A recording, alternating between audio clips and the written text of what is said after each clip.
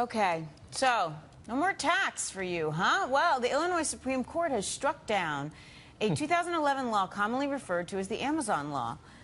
Required out-of-state retailers to collect Illinois sales tax from online purchases. Fox News senior judicial analyst Judge Andrew Napolitano joins us now, basically to bang his gavel and give his ruling on this.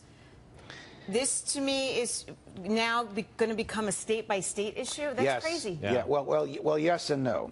In 1998, the Congress enacted a statute prohibiting the states from taxing internet sales. Right. That statute has been extended 3 times. So the statute expires it and then they reenact it. Right. It's scheduled to expire next year in 2014. And certain leading Democrats, particularly Senator Dick Durbin from the state of Illinois, has indicated that he and they will oppose extending it because they want the states to be able to collect these taxes. Yeah. However, this tax is now unlawful in Illinois, but lawful in New York when the federal hiatus is removed.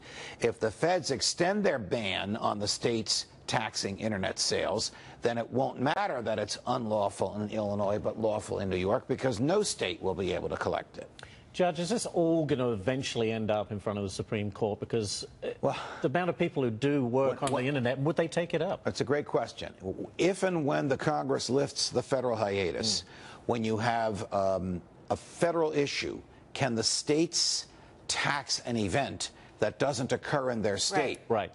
And you have different interpretations of that question, different answers to it in different parts of the country, that's an indication that the Supreme Court probably will rule.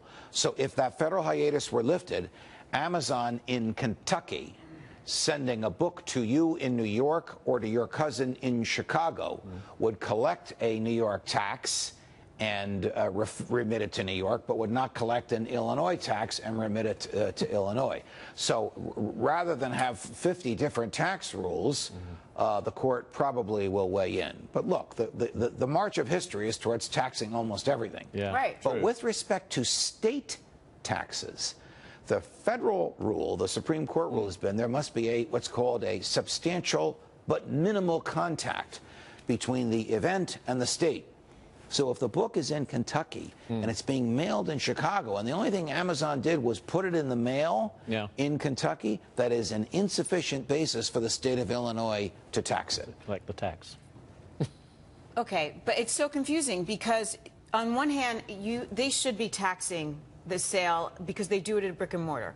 On the other hand, they will put all these small businesses and all these little internet guys out of business if they do this. So you're suggesting that we should raise taxes in order to keep people in business? They should not be doing this at all. So the notion that this is even a question Why don't we just get rid of the taxes on the brick and mortar people if you want it all to be equal? That will stimulate the business. You're talking about creating a level playing field. Yes. That's what it's at about. some point so do we level the playing field by adding taxes or lowering taxes? You pointed out history. You know the way history goes. The long march of history is to a broader tax and a broader base for the tax. But if that long march of history were to be stopped and we get rid of the sales tax on brick and mortar, then you'd see the economy go in overdrive. And when it goes in overdrive, more people earn money. When they earn more money, they pay more income taxes. But do you think the government thinks that way? No, of course not. They want the cash yesterday. Before Judge Andrew Napolitano for president, ladies and gentlemen. Judge, you're going to get me in trouble. Thank you, Judge.